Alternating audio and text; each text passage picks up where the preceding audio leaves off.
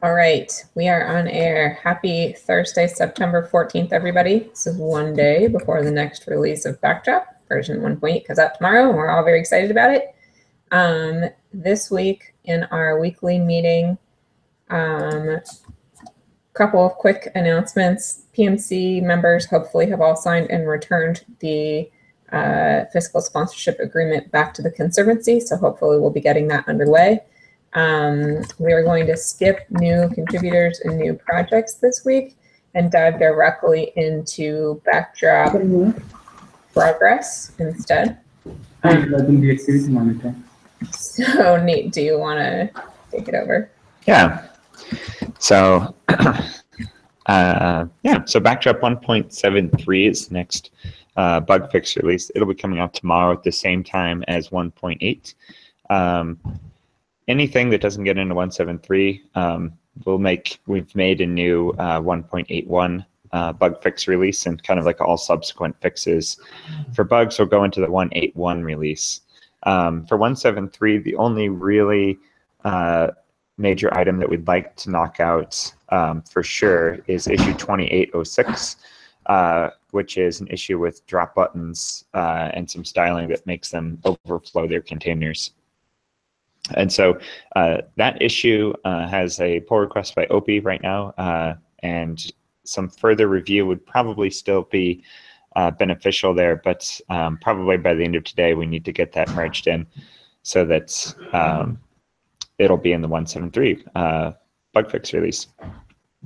We also have a number of cross ports that have gotten a really pretty comprehensive collection of pull requests between issue 2013, which is Drupal 750 and before, and then trio of them 2774, 2775, and 2776, all of which have pull requests for just about everything except for the last one, which covers patches from Drupal 755 to 756.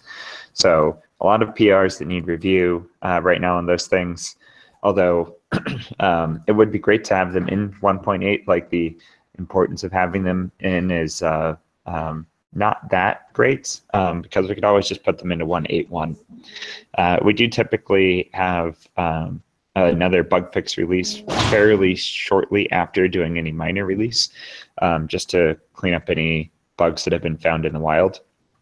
But with 1.80, like, we'll see. 1.70, I think, we didn't make a 1.71 release for at least a month. So maybe we'll see another stable minor release with 1.8.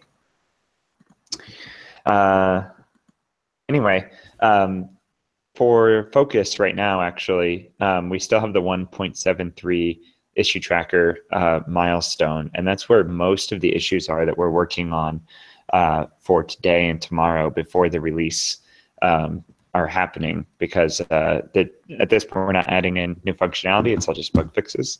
So anything that's in that 1.73 list is actually also kind of the longest list of things that we also want to get into 1.80 or 1.81, if that doesn't happen tomorrow. So 1.8, that is coming out tomorrow, September 15th, 2017. There is the 1.8 milestone as well that you can find some issues in there. There's only 3 items left in there. One of them is a quick change, a UX improvement to the module filter, that when you submit or save the form, it just persists the filter. That's 2715. It just needs review, I believe, at this point. Updating jQuery once library is issue 687. That just needs a reroll just to get that library up to date. It doesn't look like there's any compatibility issues or anything like that. We just need to make sure that we're using the latest version. And lastly, issue 2376, which is just a terminology change, changing the word view mode to display mode to avoid confusion with views. So just a semantics issue. Jen, do you know what the status of that one is? 2376. I haven't looked at that one recently. Yeah, there was an issue with it recently that I fixed. I think it was failing some tests or something. So it just needs another review. Okay. And those three issues are the only ones that are left in the 1.8 milestone. So again, if you're looking for something to put some attention on, I mean, those three items are a great thing to take a look at, but there's still lots more issues in the 173 queue that are kind of issues that are easy, like achievable, or already have a pull request attached to them. So that's it. 1.8 will be coming out tomorrow, and so we've just got a couple of little things to polish up before we push that out.